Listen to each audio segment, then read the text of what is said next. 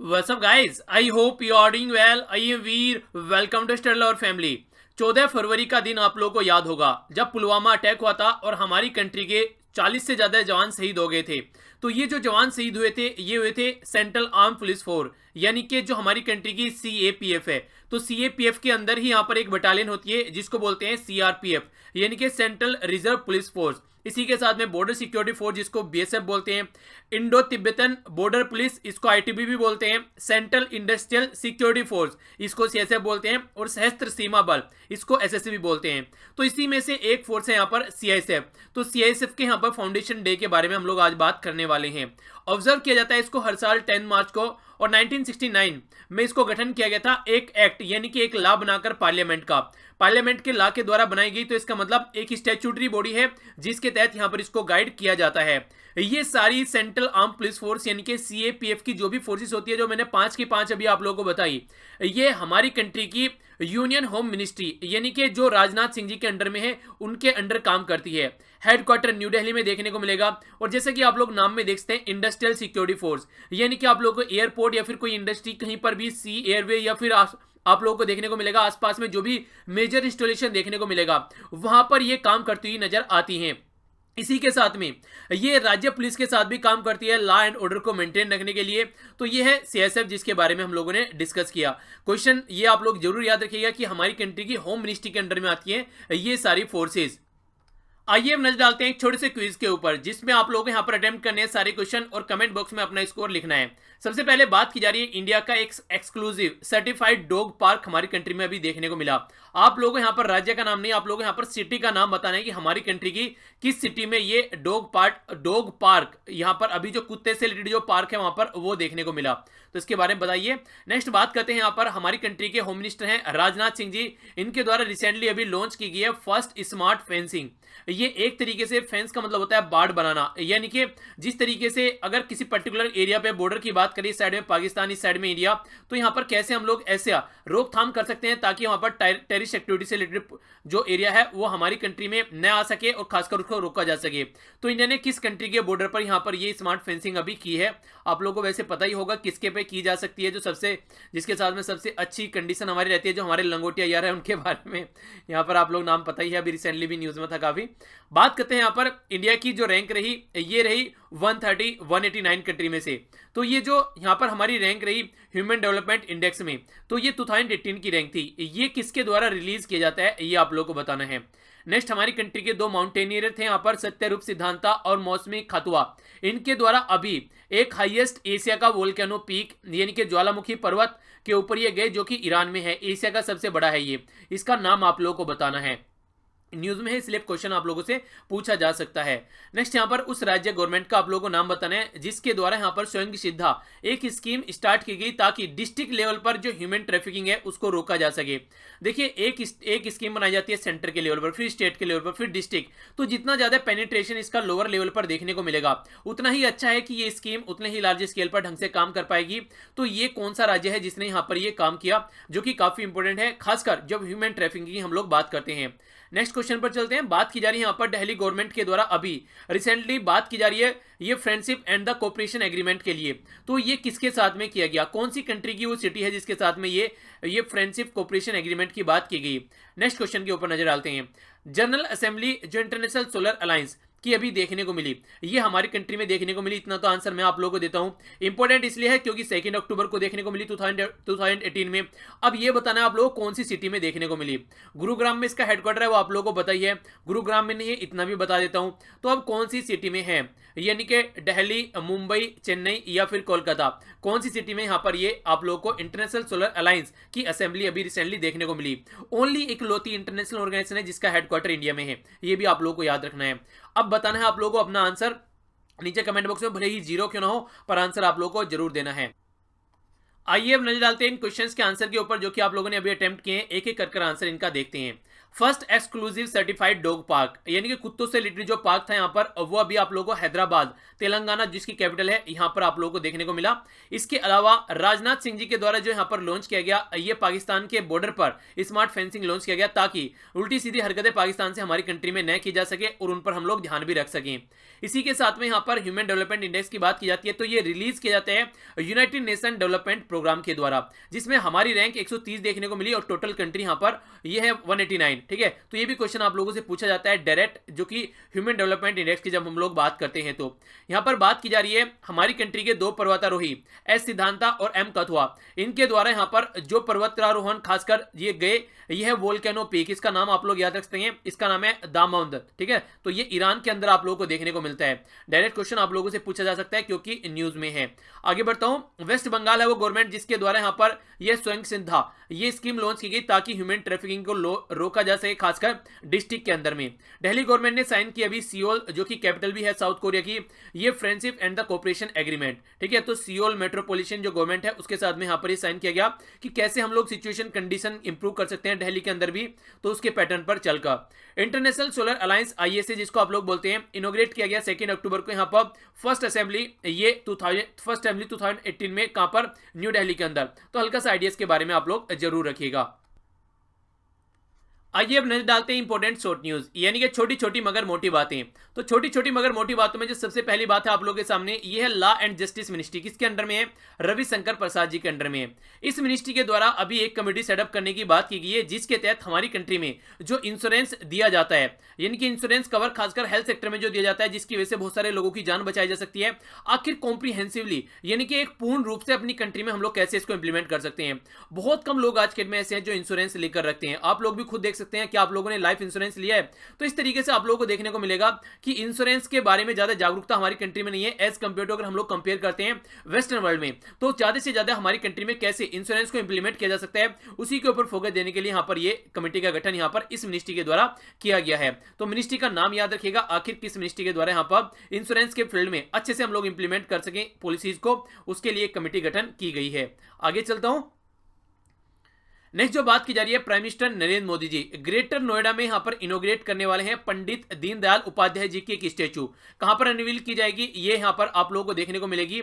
ये पंडित दीनदयाल उपाध्याय इंस्टीट्यूट जो है खासकर जो कि नोएडा में है, ग्रेटर नोएडा में है, और ये किसके अंडर आता है, आर्कियोलॉजिकल सर्वे ऑफ इंडिया के अंडर आता है। तो यहां पर यह उद्घाटन किया जाएगा, तो याद रख सकते हैं इसका इंस्टीट्यूशन का नाम भी ग्रेटर नोएडा में है, और कौन से ये इंस्टीट्यूट के अंडर में आता है, तो आर्कियोलॉजिकल सर्वे ऑफ इंडिया। इसके बारे में थोड़ा जाकर पढ़िएगा, आर्कियोलॉजिकल सर्वे ऑफ इंडिया के बारे में आप लोगों को पता होना चाहिए, हल्का सा नजर जरूर डाल दिएगा। आगे बढ़ते हैं, एशियन डेवलपमेंट बैंक, यानी कि जो एशिया में जो भी डेवलपमेंट हो रहा है उसके लिए फाइनेंस प्रोवाइड कराने वाला ये बैंक है। इसके द्वारा अभी 26 मिलियन का लोन प्रोवाइड कराया गया हमारी कंट्री में, वो भी खासकर डिब्रूगढ़ आसाम के लिए। इससे क्या होगा, पर्टिकुलर एरिया में ड्रेनेज सिस्टम जो है, यानी कि जो निकासी प्रणाली है पानी से रिलेटेड, उसको यहां पर दुरुस्त किया जाएगा।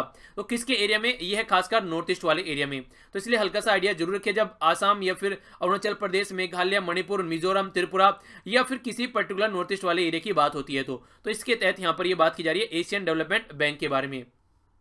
आगे बढ़ता हूं, आगे बात की जा रही है दो काफी इंपॉर्टेंट कंट्री के बारे में, एक है हमारी कंट्री इंडिया और दूसरा है जापान।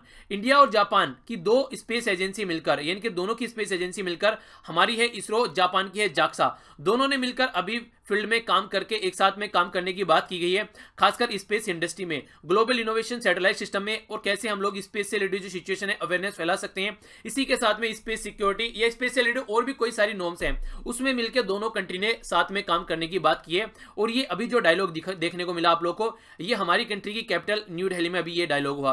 तो ये कंट्री है जापान, जापान के प्राइम मिनिस्टर है शिंजो एबे, जिसके साथ में हमारे काफी अच्छे रिलेशन भी हैं, खासकर सपोर्ट करने की बात करते हैं, कई सारे एरिया में हमको हमेशा साथ खड़े हुए नजर आते हैं। आगे बढ़ता हूं, आगे बात करते हैं यहां पर मालावी के बारे में। मालावी एक पर्टिकुलर अफ्रीकन कंट्री है, यहां पर अभी बहुत बड़ी बाढ़ देखने को मिली, जिसकी वजह से लगभग 30 लोग मारे गए हैं। तो इसी बहाने आइए एक बार लोकेशन देख लेते हैं, क्योंकि कई बार आप लोगों से क्वेश्चन पूछ जाता है कि ये कैसी कंट्री है, लैंडलॉक कंट्री है, किस कॉन्टिनेंट में पड़ती है, पड़ोसी देश क्या है, तो तमाम मुद्दे देखने को मिलते हैं। बीचों बीच हो गया हमारा प्यारा भारत, थोड़ा जूम करते हैं यहाँ पर, ये देखिए। अब चलता हूं आप लोगों को अफ्रीका कॉन्टिनेंट के अंदर लेकर। अफ्रीका कॉन्टिनेंट में आप जाएंगे यहाँ पर खासकर साउथ साइड में, तो आप लोगों को देखने को मिलेगा मालावी। ये आप लोग एग्जैक्ट लोकेशन देख सकते हैं, ये हो गया आप लोगों के सामने मालावी। ठीक है, थोड़ा और जूम कर लेते हैं, अभी आप लोग देखिए एग्जैक्ट, अब आप लोग देख पाएंगे ये हो गया यहाँ पर कंट्री मालावी, लेक मालावी भी आप लोग यहाँ पर देखते हैं जो कि खासकर बॉर्डर टच करता हुआ नजर आता है। ये हो गया यहाँ पर मालावी कंट्री, और इधर आप लोग आएंगे तो ये हो गया मोजाम्बिक, ठीक है, तो इसके बॉर्डर पर भी आप लोगों को देखने को मिलेगा। तो इस तरीके से आप लोग याद रखिए, ऊपर हो गया तंजानिया, ये यहाँ पर पर्टिकुलर एरिया हो गया, ठीक है ना, और ली लोंगवे यहाँ पर इसकी कैपिटल हो गई। तो यहाँ पर अभी ये कंडीशन देखने को मिली। आगे बढ़ता हूँ, आगे बात की जा रही है एक इंपॉर्टेंट इन्फॉर्मेशन के बारे में।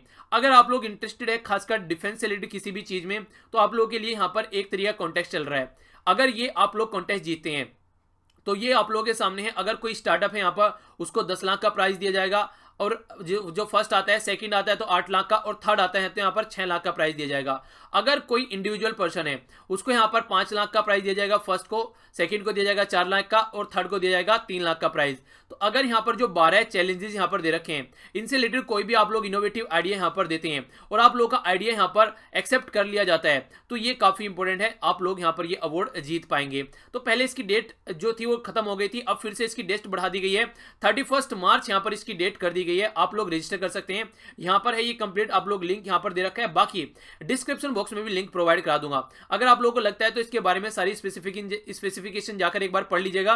अगर कोई भी आप लोग इंजीनियरिंग करके आए हैं, किसी भी फील्ड में आप लोगों को लगता है कि आप लोग यहाँ पर पार्टिसिपेट कर सकते हैं, तो एक अच्छी अपॉर्चुनिटी आप लोग यहाँ पर बोल सकते हैं, या फिर दूसरों को भी इसके बारे में अवेयरनेस फैला सकते हैं। एज जो होनी चाहिए, अगर आप लोग इंडिविजुअल हैं तो 18 साल से ऊपर होनी चाहिए, यानी कि आप लोग की वोटिंग एज होनी चाहिए। अगर आप लोग वोट डालने में अभी सक्षम नहीं है तो आप लोग यहाँ पर पार्टिसिपेट भी नहीं कर पाएंगे। तो याद रखिएगा, डेयर टू ड्रीम है इस कॉन्टेस्ट का नाम, जो कि डीआरडीओ यानी कि डिफेंस रिसर्च एंड ऑर्गेनाइजेशन जो हमारी कंट्री की है उसके द्वारा यहाँ पर ये काम किया जा रहा है। तो हल्का सा आइडिया आप लोग जरूर रखिएगा। आइए अब आगे बढ़ता हूं। आगे बात की जा रही है, क्वेश्चंस मैंने आप लोगों से पूछे थे तो इनके आंसर एक बार देख लीजिए। 1 सेकेंड, 1 मिनट, ये देखिए, ये क्वेश्चन पूछे थे, इनके आंसर एक बार देख लीजिए। तो सबसे पहले ऑब्जर्वर मेंबर के बारे में पूछा था, तो 2 ऑब्जर्वर मेंबर हैं यूएन के। वैसे अगर आप लोग देखेंगे तो 193 मेंबर हैं। वैसे होली सी और पैलेस्टीन, ये 2 ऑब्जर्वर स्टेटस मिल चुका है, यानी कि आने वाले टाइम में मेंबर भी बनते हुए नजर आएंगे, यानी कि आने वाले टाइम में हो सकता है 195 मेंबर आप लोगों को देखने को मिले। नेक्स्ट बात करते हैं, यूएसए के द्वारा प्रपोज किया गया एक पर्सनैलिटी का नाम, जिनका नाम है डेविड मालपास। इनको वर्ल्ड बैंक जो है, हमारे वर्ल्ड बैंक है जो ऑल ओवर वर्ल्ड में, तो उसका चीफ बनाने की बात इनको की गई। चाइना के द्वारा जो मून के लिए प्रोजेक्ट यहां पर लॉन्च किया गया, सबसे पहली बात तो इंटरेस्टिंग ये है कि ये मून के दूसरी साइड में जाएगा। जो नॉर्मल हम मून का फेस देखते हैं वो ये उस साइड में नहीं रहेगा, दूसरी साइड में मून के बारे में पता बताएगा। इसका नाम था चैंग 4। इसी के साथ में एक रोवर यहां पर उतरा, जो कि आप लोग पिक्चर में देख रहे हैं, ये है U22। ये रोवर यहां पर जमीन पर घूमेगा और जाकर इंफॉर्मेशन देगा, और ये काफी इंपॉर्टेंट प्रोजेक्ट यहां पर आप लोग देख सकते हैं। लगभग अप्रोक्सीमेशन लगाया जा रहा है कि 3 साल तो मिनिमम ये काम करने वाला है ही है। तो देखते हैं कैसे यहां पर आगे चलकर काम चलता है। आइए अब नजर डालते हैं अपने अगले सेक्शन की ओर। नेक्स्ट सेक्शन आप लोगों के सामने यहाँ पर नेशनल और इंटरनेशनल न्यूज। तो जो फर्स्ट न्यूज यहाँ पर है आप लोगों के सामने, ये बात की जा रही है एंटी स्मोक मेजर्स के बारे में। एंटी स्मोक मेजर चाइना से रिलेटेड है। यहाँ पर आप लोगों को पता होना चाहिए, जिस कंट्री में डेवलपमेंट ज्यादा होता है, खासकर वो भी इंडस्ट्री के पॉइंट ऑफ व्यू से, तो वहां पर आप लोगों को पोल्यूशन नजर आएगा ही आएगा। तो उसको कैसे कंट्रोल किया जा सकता है, तो इसके तहत यहाँ पर कई सारे मेजर्स चाइना के अंदर लिए गए हैं, ताकि यहाँ पर जो पोल्यूशन है उसको कम किया जा सके। और एक बात और यहाँ पर यह है कि अगर आप लोग यहाँ पर देखेंगे, नॉर्मली अगर गर्मियों में देखा जाए, गर्मियों में आप लोग कभी भी नॉर्मली धुंध वगैरह नहीं नजर आती होगी। सर्दियों में ये जो धुंध नजर आती है, ये और ज्यादा पोल्यूशन का यहाँ पर रीजन बन जाती है। इसकी वजह से और ज्यादा प्रॉब्लम देखने को मिलती है। तो चाइना में जो भी कोयले से रिलेटेड जो काम किया जाता है उसको कम करने की कोशिश की जाएगी। खासकर डीजल के जो व्हीकल हैं उनके ऊपर फोकस दिया जाएगा। इसके अलावा लो एमिशन करने वाले जो खासकर पावर प्रोजेक्ट है चाइना में, उनको यहाँ पर एक तरीके से प्रमोट किया जाएगा, और रिन्यूएबल एनर्जी पर भी फोकस देने की बात की जाती है कई बार। तो ये तमाम मुद्दे यहाँ पर चाइना के द्वारा किए जाने हैं, ताकि यहाँ पर पोल्यूशन को कम कर सके। अभी हमारी कंट्री में आप लोग देख ही सकते हैं, पोल्यूशन के बारे में बात की गई तो 20 में से 15 सिटी हमारी टॉप पोल्यूशन में आप लोगों को देखने को मिली। तो इस तरीके से यहाँ पर काफी इंपॉर्टेंट है कि ये इस फील्ड में यहाँ पर काम किया जाए। अच्छा, वो जो रिपोर्ट थी वो किसके द्वारा तैयार की गई थी, दोनों ऑर्गेनाइजेशन के नाम आप लोगों को बताने हैं।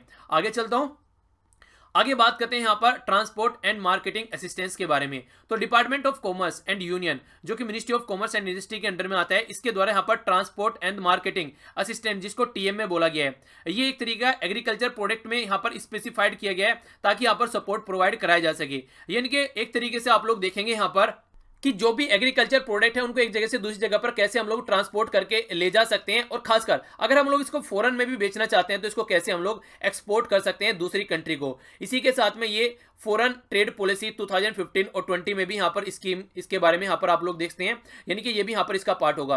अगर एग्रीकल्चर में कोई भी प्रोडक्ट हम लोग निकाल के लेकर आते हैं, यानी कि मान लीजिए आप लोगों ने गन्ना लगाया खेतों में, फिर चीनी हम लोग अपने खेतों में से फिर गन्ना मिल में गया, वहां से चीनी निकल कर आई, अब वो चीनी हम लोग किसी कंट्री को अगर एक्सपोर्ट करते हैं तो देखिए वो होता है एक तरीके से हम लोग अपना प्रोडक्ट एक्सपोर्ट कर रहे हैं, तो हमारे किसानों को फायदा इससे देखने को मिलेगा अगर अच्छे प्राइस पर हम लोग एक्सपोर्ट कर पाते हैं। तो उसी के तहत यहाँ पर काम करने की बात की गई है। ये कौन सा है, कौन सी मिनिस्ट्री है, ये ministry of commerce and industry. तो हल्का सा आइडिया आप लोग रखिएगा। आगे चलता हूं, आगे बात की जा रही है यहाँ पर इंटरनेशनल रिलेशन के बारे में। तो जो इंटरनेशनल रिलेशन यहाँ पर बात की जा रही है, कॉम्प्रिहेंसिव इंटीग्रेटेड बॉर्डर मैनेजमेंट कैसे हम लोग कर सकते हैं। खासकर जब बॉर्डर मैनेज की बात करते हैं तो पाकिस्तान के साथ में खतरनाक बॉर्डर हमारा लगता है, क्योंकि बार बार वहां पर सीज फायर जो वॉयलेशन होता रहता है, यानी कि जो हम लोगों ने 2003 में सीज फायर किया था, यानी कि अब लड़ाई नहीं करेंगे, फिर भी उस लाइन का वॉयलेशन यहाँ पर होता रहता है लाइन ऑफ कंट्रोल के ऊपर। तो ये प्रॉब्लम देखने को मिलती है। अभी यहाँ पर इंडिया और बांग्लादेश के बॉर्डर पर खासकर आसाम के अंदर यहाँ पर हमारी कंट्री के द्वारा अभी इलीगल जो इन्फिल्ट्रेशन है उसको रोकने के लिए अच्छे से कॉम्प्रिहेंसिव सिस्टम यहाँ पर लगाने की बात की गई है। इसी के साथ में पाकिस्तान के साथ में भी जो इंडो पाकिस्तान बॉर्डर है वहां पर भी आप लोगों को देखने को मिलेगा लगभग 10 किलोमीटर का और बांग्लादेश का लगभग 61 किलोमीटर का, यानी कि टोटल मिलाकर दो पायलट प्रोजेक्ट लगभग 71 किलोमीटर के रहेंगे, जिसके तहत comprehensive integrated border management system implement किया जाएगा। और ये यहाँ पर अभी आगे स्टेजेस में काम कर रहा है, तो देखते हैं कब इसको कंप्लीट किया जाता है, ताकि फिजिकली हम लोग कंप्लीट बॉर्डर को कंट्रोल कर सकें और बाहर से कोई भी हमारी कंट्री में ऐसी एंट्री न करें। आप लोगों ने देखा भी होगा जिस तरीके से उरी मूवी में भी दिखाया गया है कई सारी ऐसी सिचुएशन, तो यही सब कंडीशन होती है, उनको रोकने के लिए ये सारे स्टेप उठाए जा रहे हैं। आगे बात करते हैं, नेक्स्ट जो न्यूज आ रही है यहाँ पर राज्य के बारे में बात की जा रही है। तो जो ये राज्य के बारे में न्यूज है, ये स्वच्छ सर्वेक्षण 2019 अभी यहाँ पर ये रैंकिंग निकल कर आई, तो ये स्वच्छ सिटी के बारे में बताता है। हमारी कंट्री में स्वच्छ भारत अभियान लॉन्च किया गया था 2014 में प्राइम मिनिस्टर नरेंद्र मोदी जी के द्वारा, और इसका टारगेट था कि 2019 तक हमको कंप्लीट कंट्री को स्वच्छ बनाना है। स्वच्छ भारत अभियान आप लोगों ने सुना होगा, उसी के तहत स्वच्छ सर्वेक्षण यहाँ पर चलाया गया, ताकि अलग अलग एरिया में हम लोग स्वच्छता के बारे में काउंट कर सकें और एक कंपटीशन भी यहां पर सिटीज के बीच में देखने को मिले। तो मध्य प्रदेश की इंदौर, भोपाल और उज्जैन यहां पर टॉप सिटी अभी जो निकल कर आई हैं। इंदौर को बोला गया है टॉप स्पॉट क्लीनेस्ट सिटी, जो खासकर यहां पर बात की जाए अगर कंसेक्यूटिव 3 साल के तहत ये आप लोगों को क्लीनेस्ट सिटी देखने को मिली पूरी कंट्री में। हैट्रिक की गई है भोपाल के द्वारा क्लीनेस्ट कैपिटल, यानी कि जो सिटी अलग बात है पर लेकिन अगर कैपिटल की बात करें तो ये देखने को मिली। उज्जैन यहां पर क्लीनेस्ट सिटी देखने को मिली, जो 3 लाख से 1 मिलियन के बीच की कैटेगरी है, यानी कि 3 लाख से लेके जो 10 लाख के बीच की जो यहाँ पर पॉपुलेशन है उसमें यहाँ पर सबसे जो यहाँ पर उज्जैन देखने को मिली। इसके बारे में आप लोग आइडिया रखिएगा 30 नंबर पर। तो ये भोपाल में काफी, भोपाल के अंदर या फिर आप लोग बोलिए इंदौर या उज्जैन, यानी कि मध्य प्रदेश के अंदर काफी अच्छे से ये काम किया जा रहा है। तो हल्का सा आइडिया रखिएगा। आगे चलता हूं, नेक्स्ट यहाँ पर बात करते हैं साइंस एंड टेक्नोलॉजी के बारे में। साइंस एंड टेक्नोलॉजी से जो न्यूज है यहाँ पर बोलो ऐप। बोलो ऐप रिसेंटली अभी गूगल के द्वारा यहाँ पर लॉन्च किया गया। ये एक तरीका ऐप है जो कि एक फ्री ऐप है, और इसी के साथ में ये आप लोगों को हेल्प करेगा किसी भी तरीके से आप लोग हिंदी और जो इंग्लिश, ये खासकर प्राइमरी स्कूल के जो बच्चे हैं उनके लिए वो कैसे बोल पाते हैं, यानी कि कैसे वो अपनी लैंग्वेज बोल पाते हैं, उसके तहत यहाँ पर काम करेगा। एनिमेटेड फॉर्म में भी कई सारी चीजें आप लोगों को यहाँ पर देखने को मिलेगी, और यहाँ पर आसानी से एक रीडिंग स्किल भी यहाँ पर जनरेट होती हुई नजर आएगी। गूगल प्ले स्टोर जैसे कि आप लोग नॉर्मल ऐप डाउनलोड कर सकते हैं, वैसे ही जाकर इस ऐप को भी आप लोग डाउनलोड कर सकते हैं। और जो भी आप लोगों के पास में स्मार्टफोन है जो कि एंड्रॉइड 4.4 यानी कि किटकैट वाला वर्जन यूज कर रहे हैं, वहां पर आप लोग इसको आसानी से यूज कर सकते हैं। इसे नीचे वाले वर्जन में आप लोग इसको यूज नहीं कर पाएंगे, यानी कि आप लोग चेक कर लीजिएगा क्या आप लोगों का फोन इसको सपोर्ट कर रहा है, तो इसको आप लोग यूज कर सकते हैं। तो क्वेश्चन बन सकता है किसके द्वारा लॉन्च किया गया, गूगल के द्वारा लॉन्च किया गया, किस लिए लॉन्च किया गया, खासकर प्राइमरी स्कूल पे बच्चे जो लर्न कर सके हिंदी और इंग्लिश लैंग्वेज को, उसलिए लॉन्च किया गया। तो ये कुछ बातें आप लोग आइडिया रख सकते हैं। आगे बढ़ता हूं, नेक्स्ट बात करते हैं अवार्ड और ऑनर के बारे में। ये काफी इंपॉर्टेंट क्वेश्चन है, आप लोगों से पूछा जा सकता है। आप लोगों को पता है कि नोबेल प्राइज दिए जाते हैं हर साल, जो अनाउंस किए जाएंगे अभी, जो अनाउंस किए जाते हैं खासकर अक्टूबर में, और फिर आगे चलकर ये डिस्ट्रीब्यूट किए जाते हैं दिसंबर के महीने में। तो ये जो नोबेल प्राइज है, अब की बार जो अभी 2018 में ये नोबेल प्राइज खासकर लिटरेचर से रिलेटेड नहीं दिया गया था। काफी यहाँ पर एक तरीके से प्रोटेस्ट देखने को मिल रहा था, कई सारे कंपेन भी चल रहे थे, तो उसके तहत यहाँ पर ये लिटरेचर प्राइज अब की बार नहीं दिया गया था। तो उसी के चलते अब ये बोला गया यहाँ पर जो स्वीडिश अकेडमी है उसने बोला है कि 2019 में 2 नोबेल प्राइज दिए जाएंगे लिटरेचर में, और जो कि इस तरीके से फर्स्ट टाइम आप लोग यहाँ पर देखने को मिलेगा। और जब से यहाँ पर फर्स्ट टाइम 1949 से अब तक कोई भी ऐसा टाइम नहीं गया जब यहाँ पर पोस्टपोन किया गया हो, तो अब की बार यहाँ पर 2019 में 2 लिटरेचर से रिलेटेड नोबेल प्राइज आप लोग को देखने को मिलेंगे। तो जो अनाउंस किए जाते हैं वो अक्टूबर के महीने में अनाउंस किए जाते हैं, और जो डिस्ट्रीब्यूट किए जाते हैं तो एनिवर्सरी है यहाँ पर अल्फ्रेड नोबेल की डेथ एनिवर्सरी, उस पे यहाँ पर ये दिए जाते हैं। कौन सी है वो डेट, दिसंबर के महीने में, नीचे कमेंट बॉक्स में आप लोग बता सकते हैं। आगे बढ़ता हूँ, और हाँ, आप लोग जब भी किसी एग्जाम की तैयारी करते हैं तो मिनिमम 2 साल के नोबेल प्राइज आप लोग जरूर कवर करके जाइए, ठीक है। तो उसके बारे में आप लोगों को पता होना चाहिए, कम से कम 2 साल के जरूर कवर कीजिएगा। 2018 के मैंने डिटेल में आप लोगों को पढ़ा रखे हैं। एक्स्ट्रा इन्फॉर्मेशन भी वहां पर काफी कुछ आप लोगों को देखने को मिलेगी। उसका लिंक वीडियो के नीचे डिस्क्रिप्शन बॉक्स में प्रोवाइड करा दूंगा, तो उसको जाकर आप लोग जरूर देखिएगा, ताकि आप लोग कम से कम इस साल के या फिर 1 साल का आप लोग थोड़ा सा उसके ऊपर हिम्मत मारिएगा, तो आप लोग को पता होना चाहिए। खासकर क्वेश्चन डायरेक्ट बन जाता है। सुप्रीम कोर्ट वर्डिक्ट के बारे में जानते हैं। तो जो न्यूज यहां पर निकल कर आई है सुप्रीम कोर्ट से रिलेटेड, तो ये बात की जा रही है सुप्रीम कोर्ट ने यहां पर रिजर्व वर्डिक्ट रख लिया है। किससे रिलेटेड? अयोध्या से रिलेटेड। अयोध्या से रिलेटेड रिजर्व वर्डिक्ट रख लिया था, पर लेकिन अभी हम लोगों ने आज ही के न्यूज़पेपर में यहां पर डिस्कस किया था। ये आप लोगों को देखने को मिला था कि क्या क्या बातें की गई। 5 जज की बेंच, जो कि chief justice of India Ranjan Gogoi ji की अध्यक्षता में मीडिएशन का काम करने की बात कर रही थी। आप लोगों ने अगर न्यूज़पेपर द हिंदू सुना है तो आप लोगों को पता होगा कि 3 मेंबर की कमेटी सेटअप की गई है, ठीक है। चलिए तीनों मेंबर के नाम बताइएगा, ताकि आप लोग उसको रिकॉल कर सकें और रिवाइज भी कर सकें। वो तीनों मेंबर के नाम बताइएगा कि वो जो मीडिएशन की कमेटी यहां पर सेटअप करने की बात की गई है, उसको बोला गया 4 वीक के अंदर अपनी रिपोर्ट सबमिट करनी है, ताकि अयोध्या जो मैटर इतने लंबे से समय से चला हुआ है कैसे उसको हैंडल किया जा सकता है। तो ये रिजर्व रख लिया गया था अभी यहां पर। अब मीडिएशन की बात की गई है, एक कमेटी, एक पैनल गठन यहां पर इसका किया गया है। हल्का सा आइडिया आप लोग को होना चाहिए। नेशनल पार्क के बारे में जानते हैं कि कौन सा नेशनल पार्क है आज का। तो ये है यहाँ पर ग्रेट हिमालयन नेशनल पार्क। काफी इंपॉर्टेंट है, वो किस लिए अभी बताऊंगा। ग्रेट हिमालयन नेशनल पार्क, पहले लोकेशन हिमाचल प्रदेश में देखने को मिलेगा, एग्जैक्ट लोकेशन। गोट काफी यहाँ पर आप लोगों को देखने को मिलती है, इस तरीके की बकरियां। स्टेब्लिश किया गया था 1984 में, 1984 में। 2014 में काफी स्पेशलिटी आप लोगों को देखने को मिली। क्यों? क्योंकि जो ग्रेट हिमालयन नेशनल पार्क है वो ऐड कर दिया गया यूनेस्को की जो लिस्ट है वर्ल्ड हेरिटेज साइट, उसमें इसको दर्जा इसका ऐड कर दिया गया।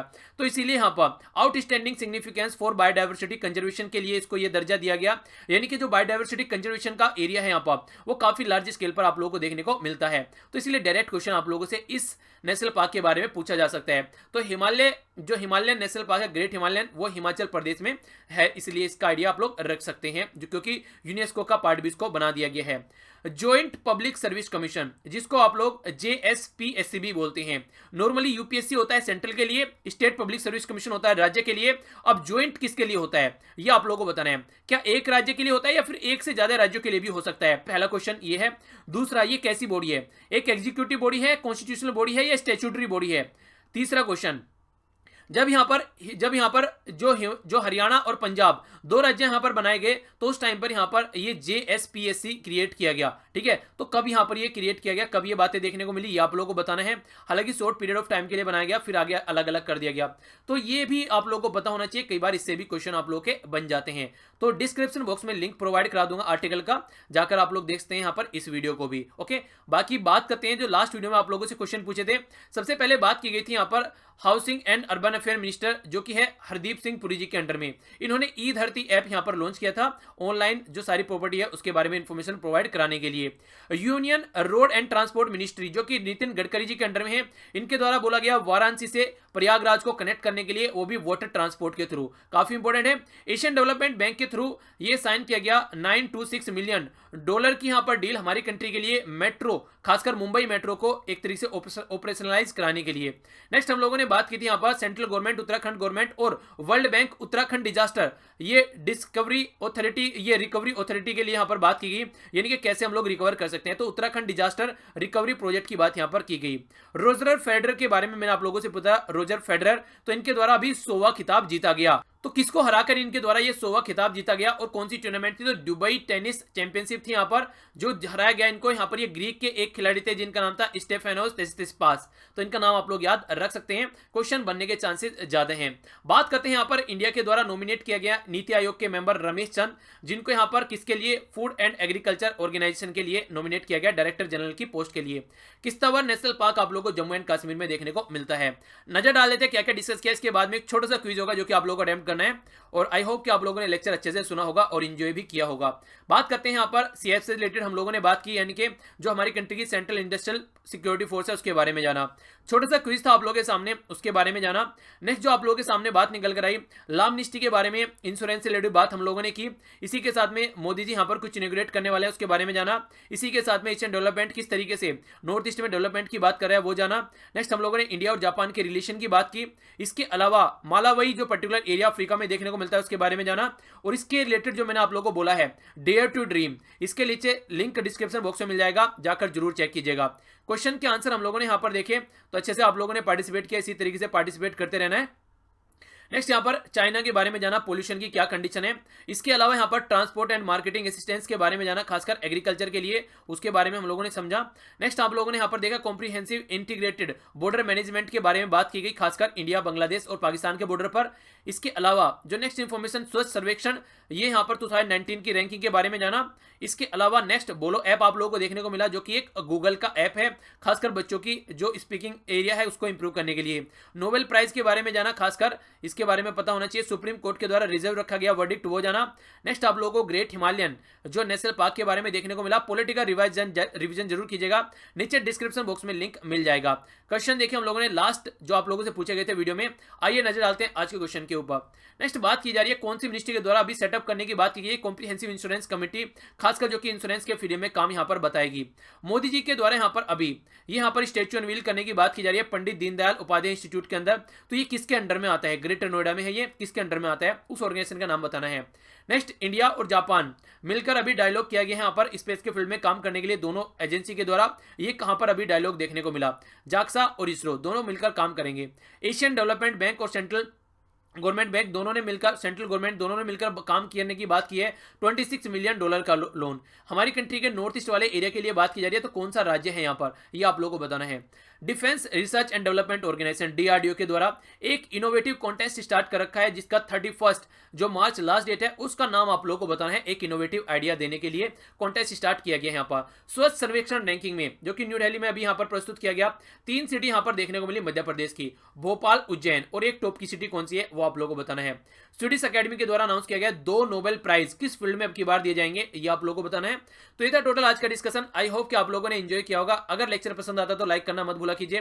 फेसबुक, व्हाट्सएप, टेलीग्राम, इंस्टाग्राम जहां पर भी आप लोग कनेक्ट हैं, शेयर जरूर कीजिए, ताकि और ज्यादा बच्चों से कनेक्टिविटी यहां पर हो सके और ज्यादा अच्छे लेवल पर हम लोग इसको पढ़ाई को और आगे बढ़ा सकें। इसी के साथ में जब भी टाइम मिले किसी को पढ़ा दीजिए, या तो शेयर कर दीजिए या फिर खुद पढ़ा दीजिए, एक ही बात है अगर आप लोगों को टाइम मिले तो। इसी के साथ में आसपास सफाई रखिए, पानी और पेड़ पौधों को सेव कीजिए, पॉलिथीन और प्लास्टिक वगैरह बिल्कुल यूज नहीं करना है। तो ये था टोटल आज का लेक्चर। बड़ों को नमस्ते, छोटों को प्यार, छोटी सी लाइफ एंजॉय करो यार। मिलता हूं नेक्स्ट लेक्चर में, तब तक के लिए जय हिंद।